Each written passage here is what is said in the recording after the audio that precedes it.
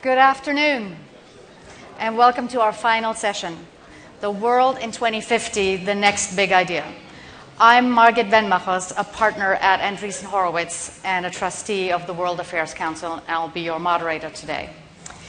World Affairs 2012 has focused on the many security, economic, and resource challenges facing the world and the U.S. in particular.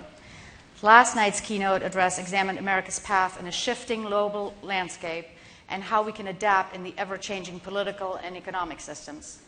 This afternoon, we will examine the road ahead and the prospects for innovation and big ideas that have the potential to reinvigorate the American economy and spirit. I'm honored to bring two more voices to this weekend's discussion, Mr. Charles Bolden and Mr. Peter Thiel. Since 2009, Charles Bolden, or should I call you Charlie? Charlie Bolden has been the administrator of the National Aeronautics and Space Administration. A retired Marine Corps general, he spent 14 years as a member of NASA's astronaut office, traveling into orbit 4 times aboard the space shuttle. Here to discuss NASA in a dynamic international environment, ladies and gentlemen, please join me in welcoming Charlie Bolden. Thank you. Thanks very much. In the interest of time, especially since my wife is here and she told me don't wing it, then I brought some prepared remarks, so if you'll bear with me, I'll go through these, and I think I can stay on schedule and keep us that way. But I really want to thank you all for inviting me to speak to the Northern California World Affairs Council, or I guess as you call it, the World Affairs Council of Northern California. Absolutely. For those who may wonder, do I know anything about the World Affairs Council? Well, I was some kind of long-term member of the Houston World Affairs Council and served on our board of directors for a while, and I've been with one of your sister councils here in California, the Los Angeles World Affairs Council, about 2 years ago. You know, the last time I was out here, we talked mostly about my beginning impressions of NASA. I had just been in office less than a year, so my impressions were quite different then. But since then, when we were several months away from closing out the shuttle program, lots of things have happened. We have completed the 30-year amazing story of the space shuttle, and we're now off on another era of space exploration. In February, this past February, it was my privilege to share NASA's FY13 budget request, $17.7 billion budget for NASA and the nation, and to embark on an ambitious plan of space exploration that we hope will take us farther into the solar system than we've ever been before with humans. Despite a constrained fiscal environment, this budget continues to ambitiously implement the space exploration program agreed to by the President and the Congress. Bipartisan vote of the Congress, if you can believe that, since you don't hear that very often coming out of the Congress lately. But it laid the foundation for remarkable discoveries, not just in space, but here on Earth. This gathering has been discussing what may lie ahead in the coming decades. The people heading the space program of these times, and I am confident that there will be definitely a vibrant space program 40 years down the road. We'll look back at some of our actions today as the building blocks on which that future was established. I'm talking about the development of new technologies, such as in-space propulsion, on-orbit fueling depots, precision landing, and many others on which we have our eyes today. Technologies that will be essential for reaching destinations beyond low Earth orbit, or LEO as we refer to it. I'm talking about a heavy lift rocket and crew capsule that right now are undergoing tests and refinement for human missions farther into the solar system. I'm also talking about creation of an entirely new segment of the economy, brought about by commercial access to LEO, not only for government users, but industry, academia, and private citizens. I'm talking about science continuing to rewrite textbooks and taking us even farther in our quest of knowledge about our planet, our universe, and ourselves. I'm also talking about something that relates to everyone in this room, the Next Generation Air Transportation System, or NextGen, that includes new types of airplanes and many new technologies to make them. The airspace and the airports more fuel efficient and more environmentally friendly. I want to remind everyone that we also have spaceports. These already exist in this country, at the Kennedy Space Center, at Wallops Island in Virginia, in Mojave, California, and in New Mexico, just to name a few. The success of our modern exploration effort will be judged in part on how well we continue to make space exploration about global partnership, particularly since it is clear that no one nation can do it alone, and the benefits to be gained are for all of humanity.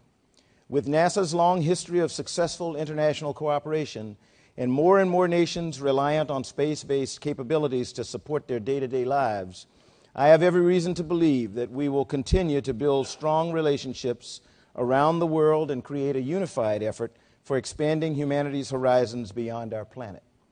Whether that means sending an astronaut to orbit, designing experiments, being the main supplier of a crucial part of one of our new observatories, or being a researcher who analyzes data from our spacecraft, there's going to be a role in exploration for everyone who wants to participate.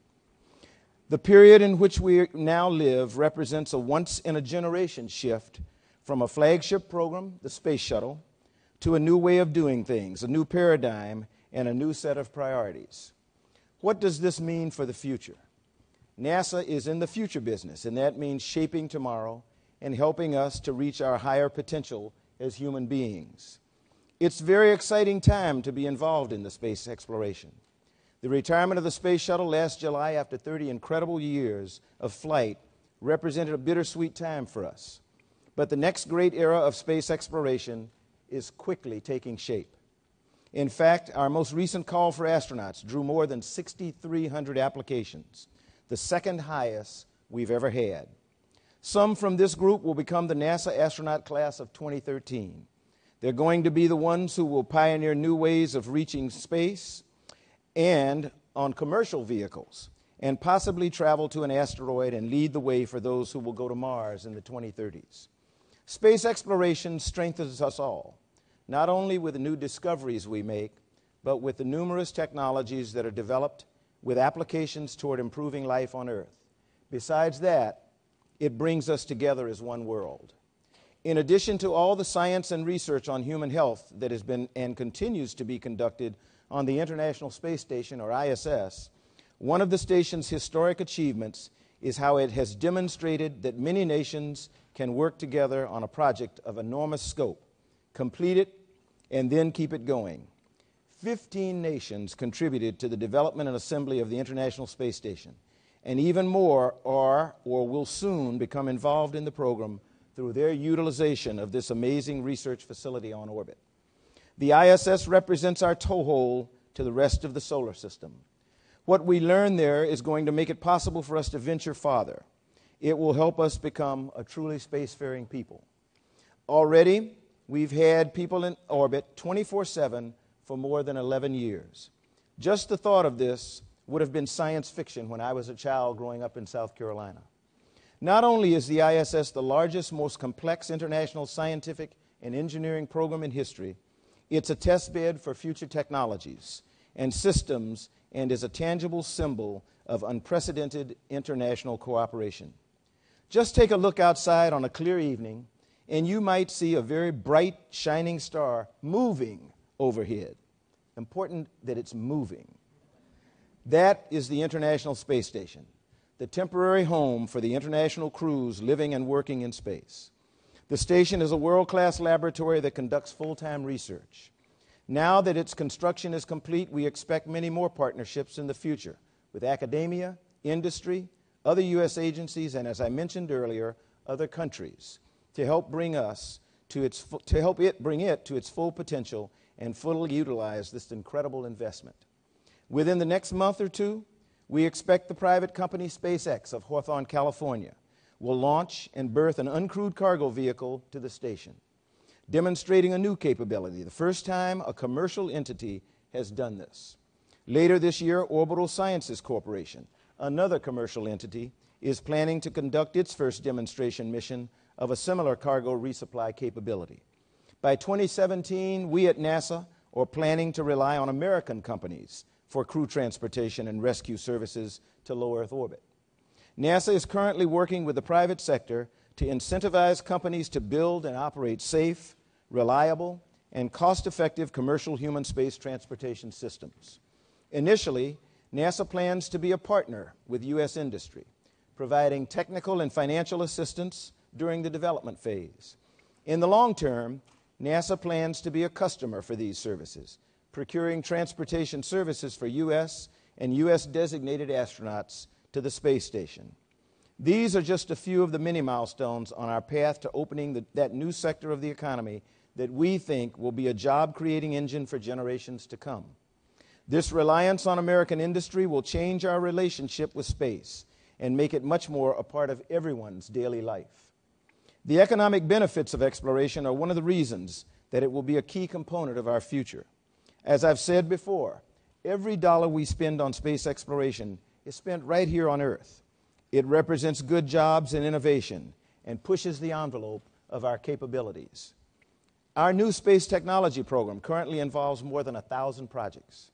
It's generating the ideas and innovations that will take us farther. Ideas such as solar electric propulsion and lightweight cryogenic propellant tanks are things to which we have recently directed resources, just to name a few. We're targeting a launch of a cryogenic propellant storage demo in 2016. Our new 2013 budget provides for this type of work and projects like the 3 technology demonstration mission proposals we selected this past year to transform space laser communications, deep space navigation using atomic clocks, and in-space propulsion capabilities, including solar sails. In aeronautics, our investments are driving technology breakthroughs for cleaner, safer, quieter, and more efficient aircraft. In fact, NASA funded 3 industry academia teams to explore new vehicle concepts that could achieve these goals and enter into commercial service in 2025, 2 generations after the current state-of-the-art aircraft. The teams created technology development roadmaps and identified critical technology demonstrations necessary to make these aircraft a reality. The results of these studies, released this past January, are helping NASA and industry to prioritize research investments to make that future a reality. Science is an area that has always been characterized by a great deal of international cooperation, and where we are continuing to expand our partnerships, both as the leader and as a contributor to partner-led initiatives. Who could have guessed that by 2012 we would have documented hundreds of extrasolar planets, learned about some of their characteristics, and started to identify some that might be Earth-like? With the James Webb Space Telescope, we'll be looking at light from near the beginning of time. It doesn't get much bigger than that when you contemplate the larger implications of our work. We're going to keep trying to answer questions that continue to fascinate humanity. Is there life on Mars or elsewhere in our universe for that matter? The Curiosity rover landing on the red planet this coming August may shed some light on whether or not Mars may once have been hospitable to life, or maybe even so today. What's it like in interstellar space? The Voyager spacecraft, which have been en route for more than 30 years, could break out of our solar system within our lifetimes. In education, we're focusing on programs with measurable returns. This will help us feed that pipeline we so urgently need of new scientists and engineers to share their energies, passions, and great intellect with us. Last year, we also provided 80 space technology research fellowships to graduate students to complete their studies and join us in tomorrow's missions. You know, you can develop all the technology you want, but in the final analysis, it's about the people. It's about making life better here on Earth, about improving the human condition, expanding our knowledge and expanding our partnerships across Earth in pursuit of a larger goal that none of us could accomplish on our own. We have numerous demonstrations on this right now, from the International Space Station to the SEVERE program, where scientists from around the world use space data and their own ground-based observations to help us better understand and predict our planet's changes. Everywhere I go, I see the fire in the eyes of students who are just learning how important science, technology, engineering, and mathematics are to understanding our world, and how they can make a real difference by pursuing these career paths. So, to me, the future looks bright. We look forward to continuing our leadership in space exploration in the global community, building on the strong relationships we have now in talking to non-traditional partners. These are the countries with whom we haven't worked a lot in the past, or maybe not even at all. In some cases, they may not even have their own space programs. At the end of the day, it's people from around the world sitting across the table from one another who must decide if together we can bring a complex mission of exploration of our universe to successful completion. I saw potential of this cooperation firsthand when I commanded NASA's first mission to planet Earth, Atlas I, with Belgium's first ever astronaut, Dirk Vermeulen, and a complement of 13 international experiments to study our sun and Earth's middle atmosphere in ways never before accomplished. It was displayed again 2 years later when I was privileged to command the first joint Russian-American space shuttle mission with a Russian cosmonaut, Sergei Konstantinovich Krikalev, as one of our mission specialist crew members. The relationships we developed on those missions and others served as precursors to our extremely successful cooperation on the Russian space station Mir and ultimately on the International Space Station. Since NASA was founded 52 years ago, international cooperation has been one of our cornerstones. We have entered into about 4,000 agreements in that time with more than 120 nations, touching almost every aspect of NASA's activities. Right now, NASA has 535 active international agreements, conducting some form of ground-based research on every continent and working with nations around the world to develop and implement the next generation of space exploration missions. This cooperation is the definition of win-win, bringing multiple benefits to everyone involved. I'm truly proud that NASA's work stretches far beyond America's borders and has a positive impact on people's lives in places far from our shores. I believe that space exploration is good for the world, and I see America continuing to lead global exploration efforts. Government-to-government relations that might otherwise be difficult continue to improve using science and technology as a basis for common understanding and agreement. Whatever the situation looks like in 2050, it will be people sitting across the table from each other, as I was with my fellow heads of several space agencies last month in Quebec City, Canada, talking about our progress and our challenges and what we want to do together in the coming decades. There are a lot of frontiers within the broad scope of space exploration, and as such, there is likely something exciting going on right now in some part of the world that may someday help us to further humanity's understanding of those frontiers. Because we all inherently share a need to explore, I firmly believe that individuals and nations will continue to be drawn together by the promise of space exploration. Thank you so much for allowing me to join you today to participate in this conference on navigating in a shifting global landscape. I look forward to hearing your thoughts and ideas about how the frontiers of our ever-changing world may develop in coming years. Thank you.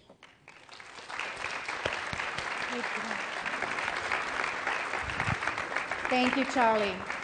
We will now hear from Peter, but let me first introduce him. Peter Thiel is an entrepreneur, investor, and philanthropist. His achievements include co-founding PayPal, Clarion Capital, and the Founders Fund.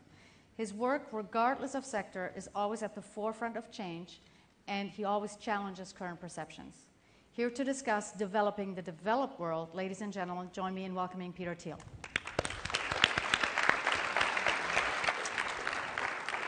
Thank you very much. Let's see, I basically thought that I normally don't like doing slides or presentations, but I thought I would do just one slide to give people a little bit of a graphical visual on how I think the picture of the world looks going forward to 2050, and try to put it in a single slide. I think we have in our world two big trends. There's a trend towards globalization, and there's a trend towards technology. And so we have progress on globalization, progress on technology.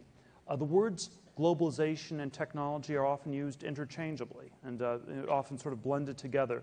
And I believe that little could be further from the truth, and that these are best thought of as extremely different kinds of things. And I would define globalization as basically moving along the horizontal axis.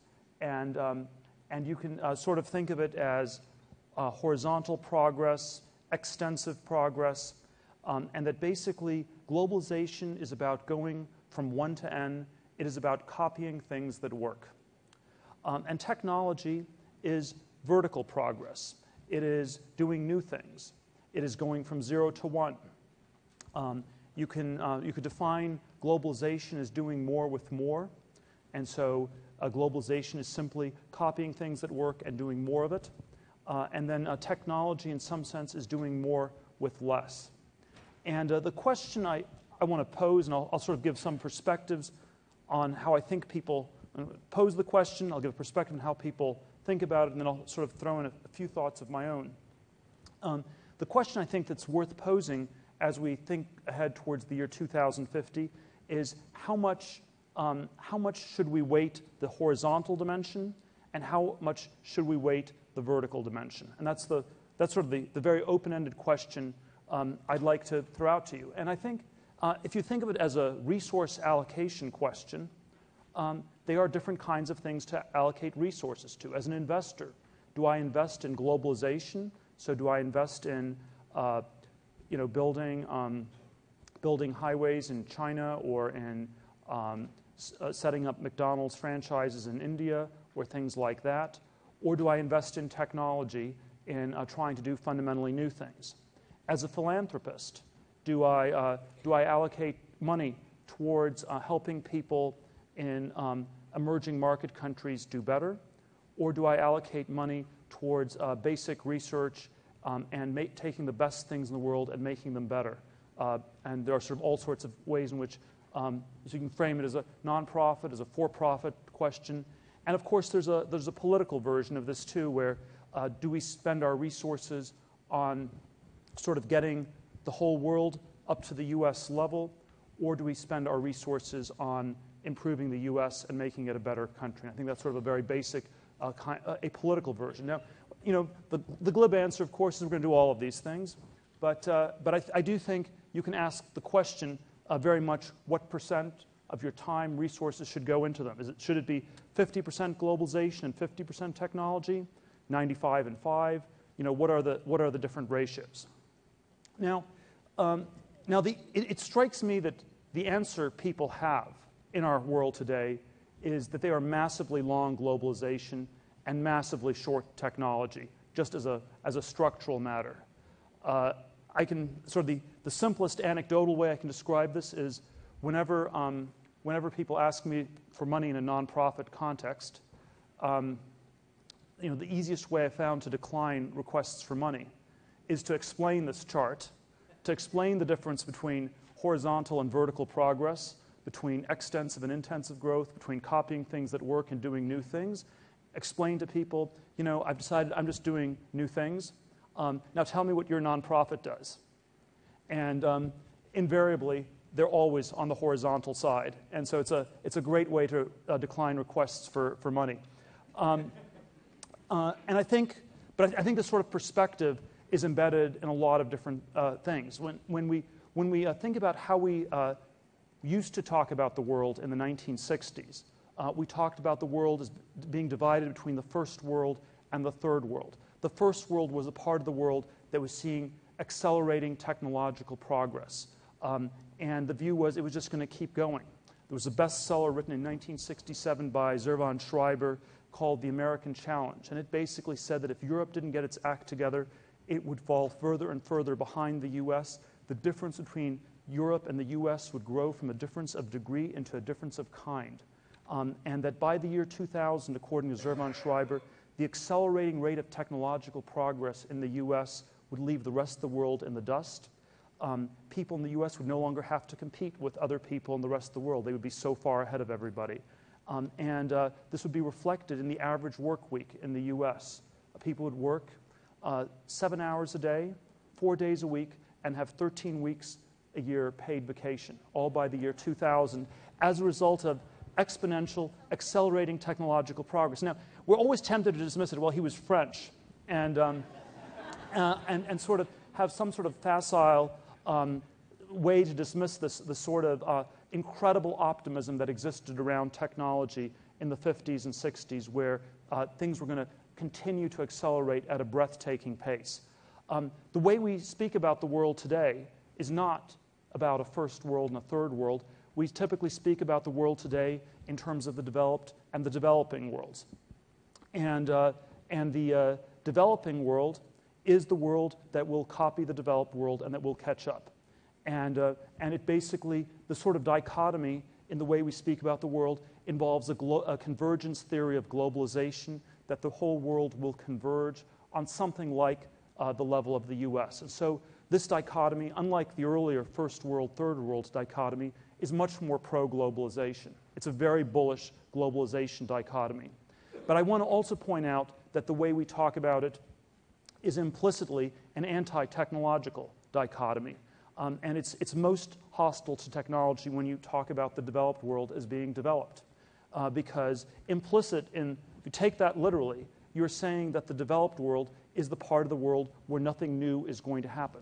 It is done, and it is a place where nothing new is going to happen. And I think we have to be aware that this is the, if you want to sort of geographically situate this, probably the country in the world that most embodies the convergence theory of globalization would be China. And it is the country on which people are relentlessly bullish. It's grown at 8% a year for the last 30 or so years. If it keeps doing that, it will be bigger than the US by 2023. It'll be bigger than the rest of the world put together by 2040 or so. But that's the one people are incredibly bullish on. The part of the world that perhaps symbolizes technology more than anything else, it was sort of an independent country, would be the state of California. And this, again, is a place people are structurally incredibly bearish on. There's always, there's always some things happening in Silicon Valley, but it doesn't seem to actually be enough to move the dial. And if you said California is this place where all this technology is happening, people don't really believe that. And it's not like, say, the 1930s when you had a serious recession, Great Depression, and people moved to California. Grapes of Wrath, they moved from Oklahoma to California. Today, people would be moving from California to Oklahoma, which it's probably not because technology is being developed in Oklahoma.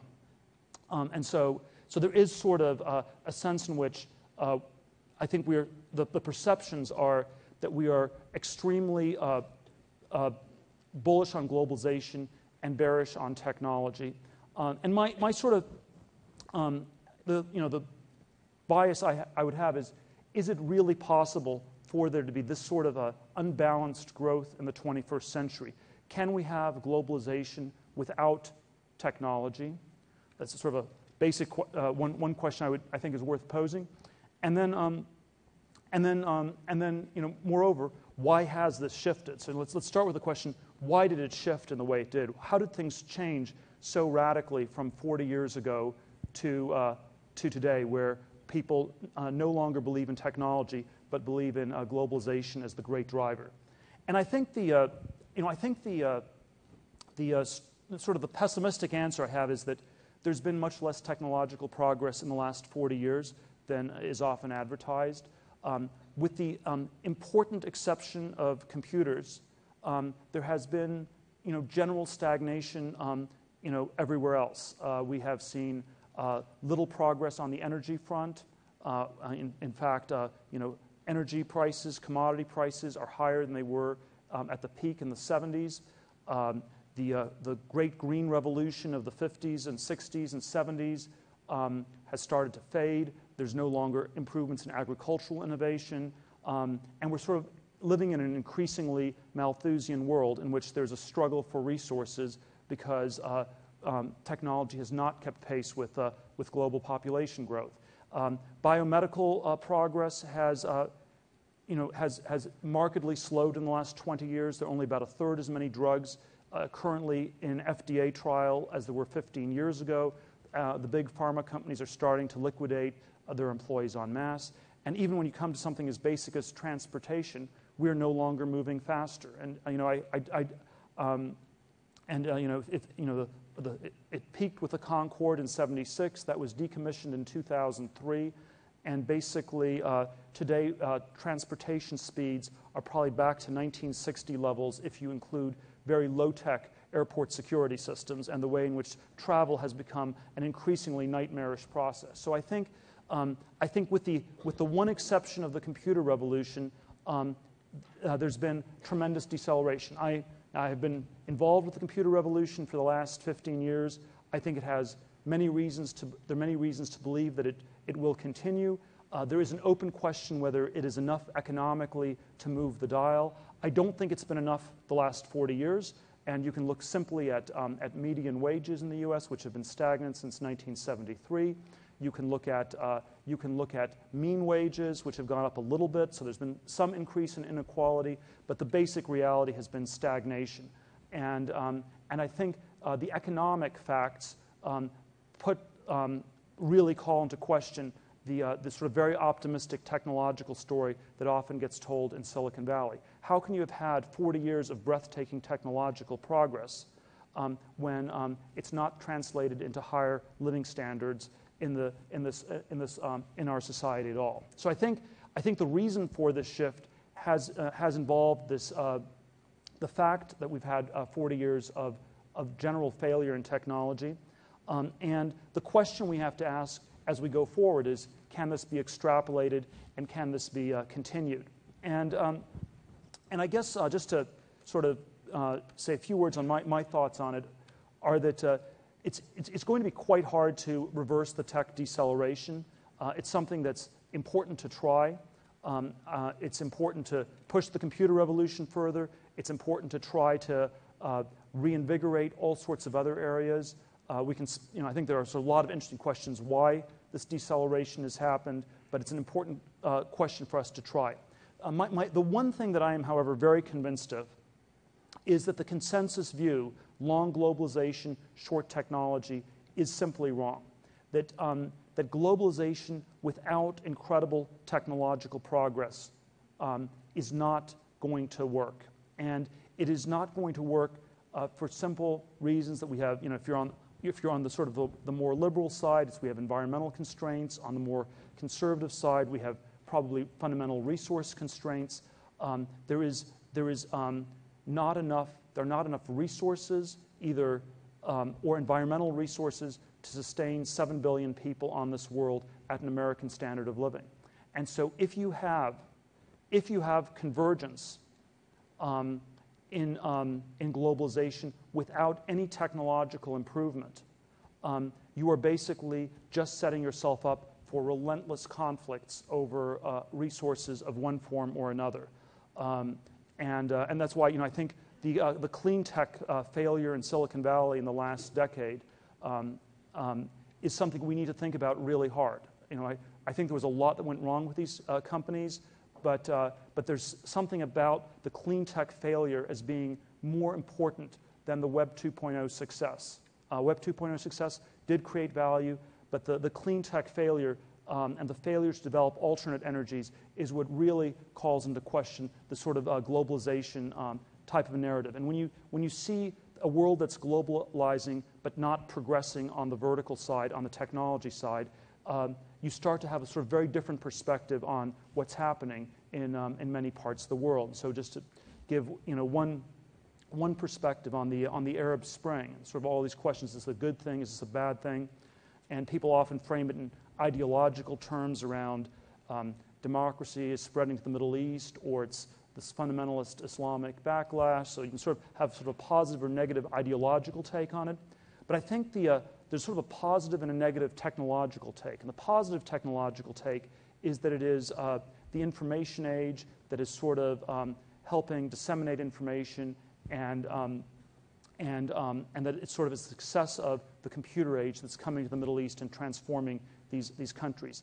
The pessimistic technological case for the Arab Spring is that it was basically driven by runaway food price increases in 2011. Food prices had gone up something like 30 to 70% in the previous year, and that the so-called Green Revolution is best understood as a result of the failure of the true Green Revolution of the 50s and 60s, which increased agricultural outputs, and that that we should not simply embellish it as this great transformational event, and we should not ignore the fact that it is sort of the direct result of desperate people who became more hungry than scared.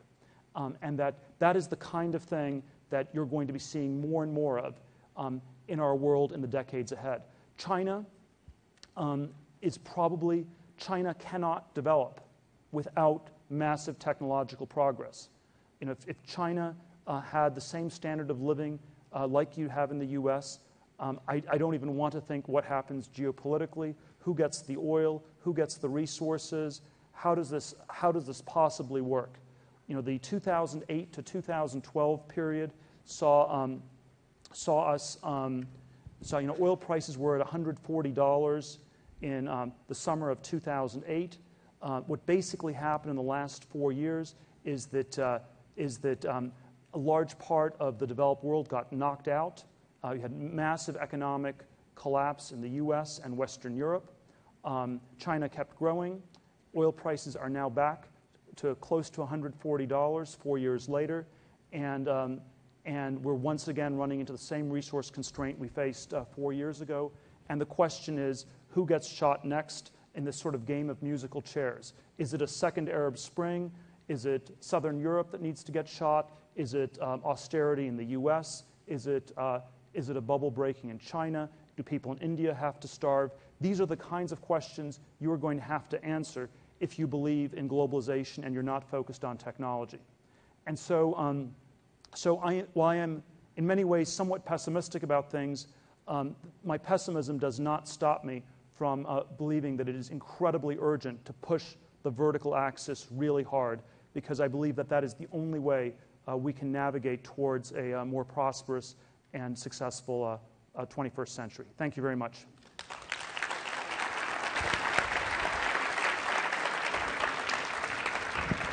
Thank you, Peter. That was brilliant. We will start taking questions, so please write down your questions and pass them to the staff. I'll say this: optimist, pessimist, or at least tough critic. That was two interesting points of view. The deceleration that you're talking about, it almost feels like you're saying the developed world, or at least this country, is just psychologically incapable because it's not signed up for larger goals. I'm always nervous to go straight into the question of why, because people, you say we had the slowdown, and the question is, why has it happened? I certainly think that there is a way in which our country does not believe in larger goals around science and technology, and it's very hard to set those goals. So it would be, I think it would be very hard to motivate. If you imagine sort of a political leader going on TV and saying, "This is what we're going to do." Like a Kennedy did. I think it would be hard to get an Apollo program approved today. It would be hard to. Nixon declared war on cancer in 1970. They said they were going to defeat it in 6 years by the bicentennial by 1976. I think that was a worthwhile effort. Probably a lot went wrong with the process. We need to figure out what went wrong and try to do better. But today, something like 40% of the people at age 85 suffer from dementia or incipient Alzheimer's. So if you're 85 years old, you have a 40% chance of having Alzheimer's. And so it would seem to me that we might do something. That we should declare a war on Alzheimer's. But these kinds of things cannot be done. I think one can speculate a lot on why. One sort of philosophical cut I have on it is that people no longer believe in the future as something you can calculate. They believe that the future is fundamentally statistical. And there's been a shift in thinking about the world in terms of calculus to statistics. And maybe it's that our society is too financialized, so it's just sort of the random walk down Wall Street. And nobody knows what technology will happen. We do not believe in prophets. We believe that all prophets are false prophets. Anybody who says they know what the future looks like is automatically dismissed as a con artist of one sort or another. And so if you had someone like Einstein writing a letter to the White House, people would just, it would be treated as a joke, it would get lost in the mailroom. And I think and so I think there is no definite view of what the future is. And if you had a conversation about what do we think the U.S. will look like in 20 years, people will give indefinite bromides about it will be better. But any specifics, that's completely taboo. And that's very different from the way people talked about the future in the 50s or 60s. Mm-hmm. Science fiction as a literary genre has collapsed, which was, again, one of the sort of fictional ways in which people envisioned a better future. Yet here you are, and you're going to take us to Mars by what? 2030. 2030. Yeah. There you go. So he's going to do it, and you're going to reinvigorate. Well, Peter works or supports a guy who thinks we can do it quicker. Actually, if you talk to Elon Musk, mm-hmm. He and I disagree on some things. I think we both agree that we'll get there. The way we're going to get there, we some kind of mm-hmm. disagree on, but I think we'll get there. So I'll ask you both, since we need to get out of this thinking and out of, like, is there a role for government to help? Is that a place where, like Kennedy did, where the government can step back in and say, like, let's think higher, let's set goals? I think government is absolutely essential.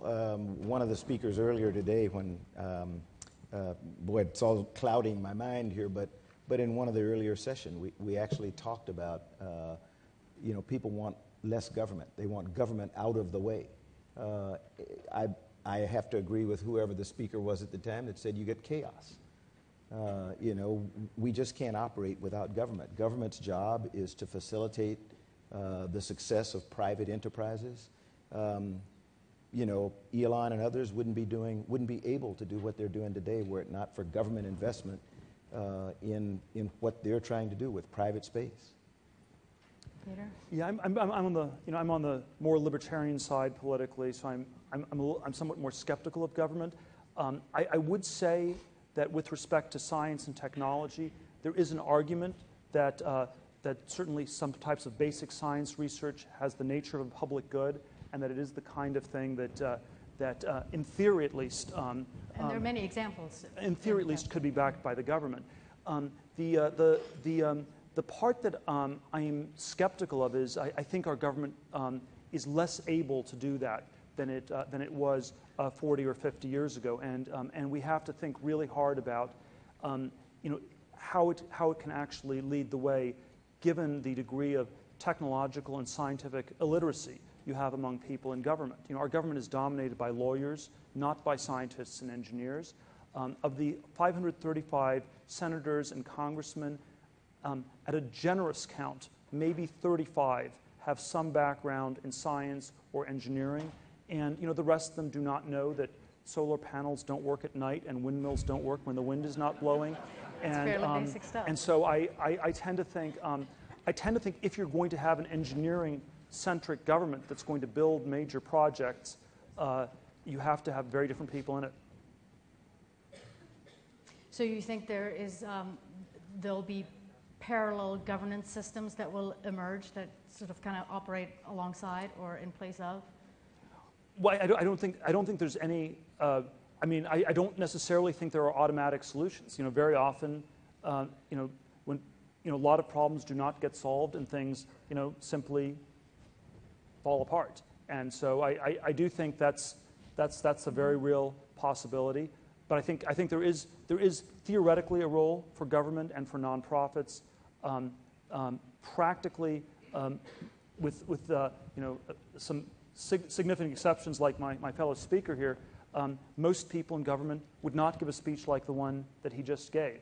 That's an unusual speech, and I think that was the thing I was really struck by listening to your speech, was how rare that sort of a speech is in our society. And why is it that it's so hard for our, for people who are not just running a given program, but who are broader leaders, to give a speech like that? And why is it so hard for them to do it in a way that's, convincing and doesn't sound like they're lost in space or something? If I get, and I promise I won't dwell on this, but if I could say one thing, and I think Peter makes a great point, but I would implore people to listen to the president now and then. He talks about the need for technology every single day. He talks about the critical need of education every single day. He is the person. I didn't make up going to Mars by 2030. That was a challenge that the president gave to NASA, a challenge of putting humans, in the vicinity of an asteroid in 2025. He is frequently ridiculed by some, who question it for whatever reason. I think you have no, he's not a scientist, and he is a lawyer, but he's an incredibly, so is Peter. But he's an incredibly, he is an incredibly intelligent, articulate person who does have a vision, and it's the vision that we try to, to carry out in NASA. I'm privileged to lead 17,000 absolutely incredible civil servants, people who dedicate their lives to the service of this nation in the best way they can. Almost all of them are scientists and engineers who just want me to leave them alone, give them some meager funds so they can go and do the technology development about which Peter speaks. I agree with him. We have to become less risk averse, and we have to be willing to lose now and then, to fail now and then. And the biggest thing in my business is I have to try to convince my leaders, my middle managers, to turn young people loose. When I say young, I don't mean an age, but inexperienced people loose to do high-risk, low-cost projects. Otherwise, they'll never learn. We're going to lose some people in the things that we do, and we're going to lose some things in the people that we're going to do. Commercial space is difficult, but government space was very difficult. So, people have just got to have faith in American industry and the fact that I think they can achieve the goals that have been laid out by the president. You've both talked about the importance of science and technology and in some cases the lack of appreciation for that. Underneath all of this is education. Each of you talk a little bit about what you think of the current educational system, and if by 2050 we're going to improve it, what would you like to see happen? I'm a product of public education. I believe in public education. I don't think that you can do anything other than make your public education system as robust as possible, or then we are doomed. You can't have a nation like America be the nation that we are today without viable, robust public education. And so we have to find out what's wrong and fix it. And it doesn't always require money. It sometimes requires people making very difficult decisions about it and being able to tell people, okay, you either put up or get out. Those are things we have to do. Peter? Well, I've spoken at... You do this 20 under 20. Yes, well, I've spoken on this education topic a great deal over the last few years, and I do think there are some things that have, I've sort of been interested in the question of what's stopping people from innovating more, and one of the things I think has gone wrong in a strange way is these incredibly large debts people are burdened when they come out of college with, which forces people to go into these sort of much lower risk, higher paying careers that they need to get out of debt with. Total student debt sort of passed the 1 trillion mark at the end of last year. The cost of higher education has, since 1980, gone up by about 300% after inflation. It's gone up faster than anything else in our society, faster than health care, faster than energy costs, faster than housing through the '05 bubble. And so even though it does seem that we need people who have some of these sort of basic scientific and engineering skills to move forward, we also have to realize that something's gone very wrong, and that there's somehow these priorities have been set in ways that need to be rethought pretty thoroughly. So I can speak a lot more on that, but I think it's quite possible that we have something of an education bubble where people they think of education as an abstraction, as a credential. I was certainly guilty of this when I was undergraduate at Stanford in the '80s, where what do you do after high school? You go to college. What do you do after college? You go to grad school. And it's become in some ways a substitute for thinking concretely about the future, about what can I do to really make the world a better place. And so even though there sort of are aspects of education that are very important and good, I think there also are some ways in which it's become a strange distraction from us actually solving these problems. Now, I have a contrary, Go sort of an odd view of what do you do. Peter said, you know, when we grew up, what do you do after high school? You go to college. I would say, if you really want to change things, you want to shake things up, what do you do after high school? You go serve for 2 years, whether it's Conservation Corps, you know, anything, military, I don't care. You go do something where you have to work. And then you go to college, if that's for you. If it's not, you go to vocational school or you go somewhere. But I can tell you, most people who have served, who have worked, and then come back to college, understand the value of the dollar, you know, that they're going to pay for their college education, and they use it and they get much more out of it. So that would be my radical change. I wouldn't let a kid go to college out of high school. Yeah, I think that's a good idea, except I wouldn't make it mandatory. I don't think there's a one size. I agree. One size does not fit all. But I think more encouragement might be a good thing. Yes.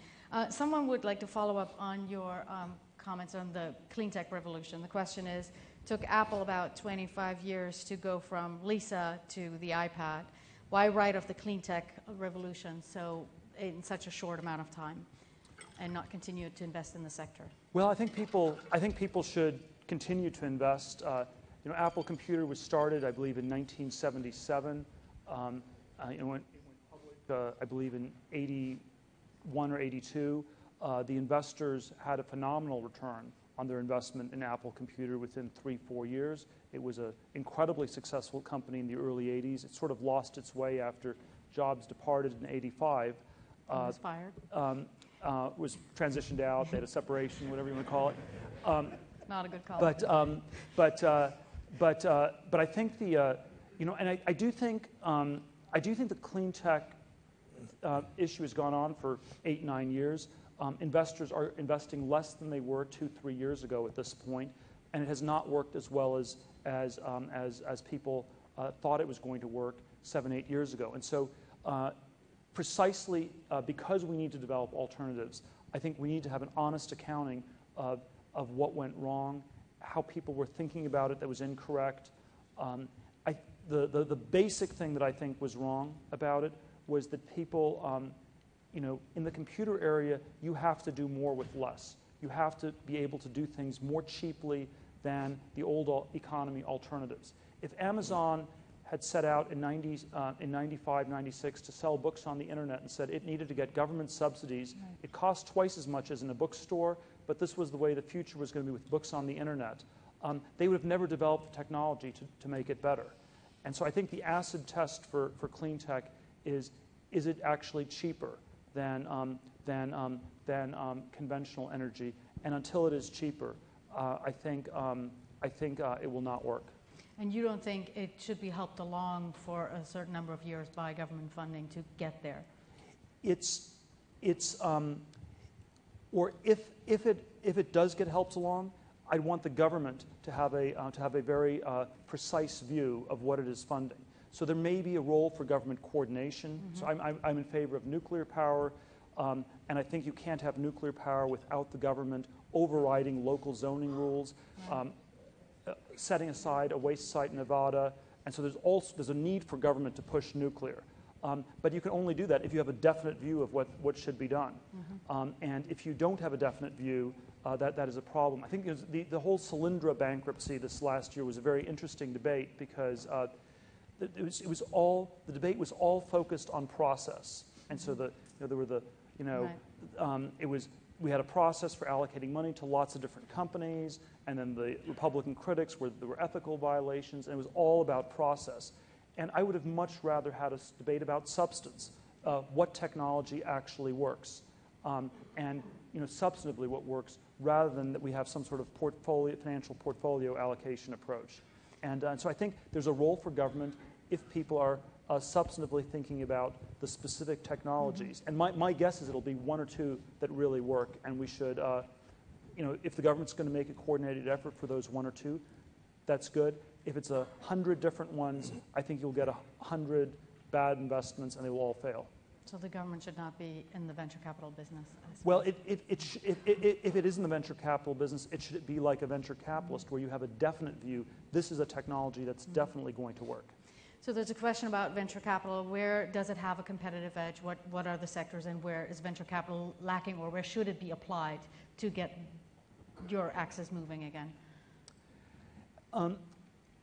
Well, it's you know, I think there are all these questions about what can be done by, you know, I don't think the problem simply gets solved by venture capitalists. It's obviously entrepreneurs. I think there is a potentially role for government and nonprofits and big companies. So there's a role for many different kinds of people. The bias I have is that people can't think very far ahead, and so anything that takes more than 2 years doesn't get funded. And so my bias is to try to look at projects that take a little bit more than 2 years. I think that makes a lot of sense. So looking a couple of other things about entrepreneurship, which will hopefully help us keep innovating. In the next 10, 15, 20, 25 years, do you see it changing? Do you have a picture of how entrepreneurship will change and what the new crop of entrepreneurs will look like? Because the old crop, like the current new crop, is very different from some of the folks in the 60s and 70s. I never like the word entrepreneurialism or entrepreneurship. You know, one of the people who work. Well, but you know, one of the people who worked for me, you know, I was asking him, so you know, what do you want to do in 5, 10 years?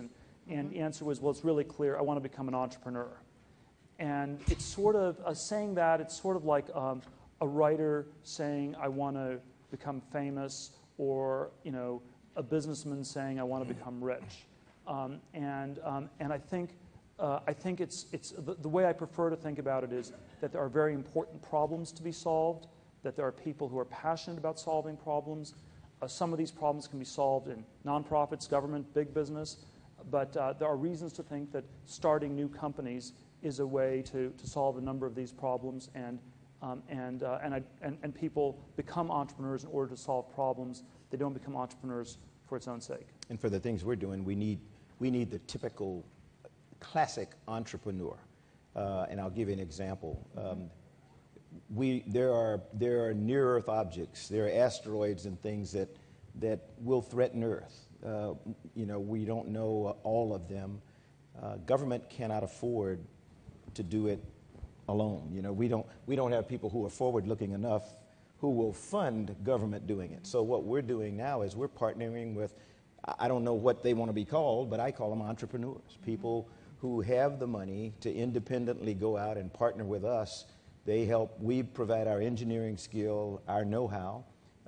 They provide most of the money, and we're trying to develop spacecraft that can help us identify near-Earth objects that one day may threaten Earth, trying to characterize what they are. It's very important. The nation should have been doing that a long time ago. But if we can't, then we need people, we need entrepreneurs, people who are interested in commercial spaceflight. If we had to depend on people who only invested if they thought it for sure it was going to work, we wouldn't have a commercial. I would not be involved in trying to facilitate the success of commercial entities now. I'm going to switch gears. There's a student, Ryan Lim, if you're here, you can stand up. He's a student ambassador for the World Affairs Council. And his question is, as outrageous as it sounds, many people have been talking about using outer space as a dumping ground for us to put our trash. Yeah. I mean, I don't know that I have thought about that, but with satellites, for example, when we have satellites that have spent their life, there are two things you can do. You can bring them down in a controlled manner and have them burn up during reentry. Satellites built up to a certain time, and I forget whether it's 2008 or 2009 or whatever, there was no requirement to do that. And so they come in uncontrolled, as you've heard twice this year already. Satellites that have been built subsequently have to have enough propellant that we can either do a controlled deorbit to a relatively small area where they will burn up during reentry. Or, as an alternative, you can take them to a higher orbit where they'll stay for hundreds of years. So that is sort of like a satellite dumping ground, burial ground, if you will. But I don't know that's a place I want to send trash and nuclear material and the like. But I don't put anything out of question, to be quite honest. We haven't thought about it, and I'm not sure that he doesn't have a good idea. Yeah, he might be an entrepreneur, not calling himself an entrepreneur, doing that. There is this notion, some people complain that technology, or particularly the computer sector, has not produced enough jobs. You know, you have companies that are incredibly successful that end up employing 2,500 people, whatnot. What's your take on technology and jobs, and should we think about that or just ignore it? We'll make that our last question, I guess. Well, I think that when technology works, it enables people to small numbers of people to do more than people were doing before. And you know, the way it theoretically should work in the economy is that it increases the prosperity of the economy, and it frees people up to do other things. As long as they're educated to do As long as they're educated, as long as, you know, the other structural things are fine. I tend to think that it's a mistake, though, to blame the sort of anemic, jobless recovery and things like that on technology, because I think we've just, you know, in the past we had technological innovation, and you know, people who worked in the horse buggy factory lost their jobs and they went to work in the car factory. I think the issue in my mind is really much more that there isn't as much happening on the technology side as is advertised. And if we had rapid technological progress, I think you would have a lot of jobs. If you could get the clean tech piece to work, that probably would create millions of jobs if you got it to work in an economically viable way. I think there are ways in which the computer revolution has created a lot of ancillary jobs of one sort or another. You know, I think Silicon Valley, San Francisco, you know, are actually doing reasonably well economically, even though most people don't work directly in those sectors. It's just not been enough to help the whole state of California, much less the whole developed world. One of the paradoxes of our nation is that there are many jobs available. We don't have kids who are academically trained and ready to take those jobs. I come from South Carolina. Many years ago, automobile industries, heavy industry came to South Carolina because, for obvious reasons, no unions. They thought they could come down and build cars. No one who could, you know, who had the mathematics or science background to be able to run a production line. But the state of South Carolina said, okay, we're not going to make that mistake again. They put together a series of technical schools around the state, and now they are able to do that. And now there are automobile manufacturing companies who have come in place there. Lots of robotics, so not this massive number of people, but still a lot of jobs. But they're high-tech jobs, and they're jobs that require an education. And again, that's why, you know, our focus at NASA is K through 12, because if we don't give our kids the basic background, the basic fundamentals that allows them to go to a Stanford or the Naval Academy, as I did, or somewhere drop out else, successfully, or drop out successfully, then we're just not going to be able to go anywhere. But K through 12 education is critical, and I think it's done in the public schools, but we make them as good as we can. And I think we should teach them computer languages. We talked about that. On that note, we are out of time. Let me thank both Charlie and Peter for their awesome remarks and brilliance.